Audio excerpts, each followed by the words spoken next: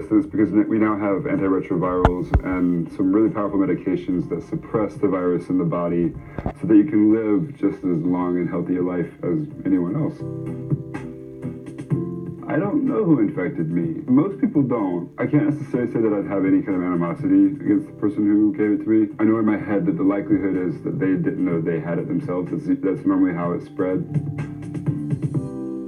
I took kind of a dating break after I tested positive because I'm not really interested in dating someone who has any reservations or fear about my HIV. It's kind of like an automatic deal breaker. I'm not going to coach someone through dealing with it. I've already done that for myself. So you have to be okay with it as a hard rule, before even dating me. I want to get that out of the way as soon as I can. And now dating is just like dating for everybody else.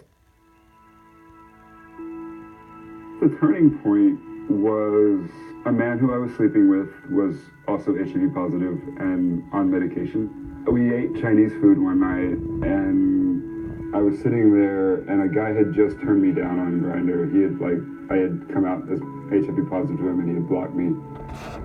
And I just started crying over my Chinese food in this restaurant. He let me cry for as long as I needed to in front of everybody. And then he said, "It's something in your blood. That's it. You have something in your blood." He was like, "But you're so much more than something in your blood. You are, you're this full person with ideas. There's so much more to you."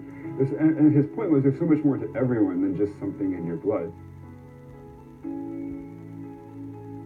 But if guys are interested and they want to have sex or they want to, do more, then they have full authority to ask, and I won't feel offended. In fact, I will encourage us to have that conversation as soon as possible. That's really the only context that I think it's appropriate to ask my status or ask anyone's status. An employer can't ask me that. A teacher can't ask me that. A coworker can't ask me about my status. You never have to disclose your HIV status to anybody, unless they're a sex partner.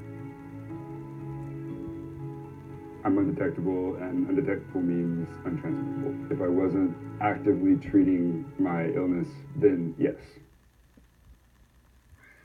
So PrEP is a once-a-day medication that HIV-negative people, men and women, everyone, can take to prevent HIV. I date and fuck negative guys, and they date and fuck me. Regardless if we use condoms, and regardless what I do, it gives them way more control than ever before.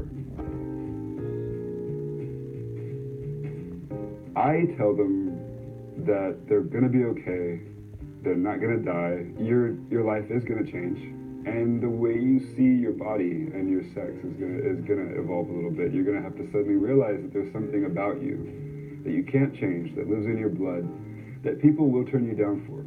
You can only suffer so long from something that's not gonna change before you realize that your identity doesn't go away. There's a lot of awesome, really sexy people out there who don't care about your status. My life has only blossomed, and what I thought was an ending of something, if anything, it opened my mind to having to really appreciate people more.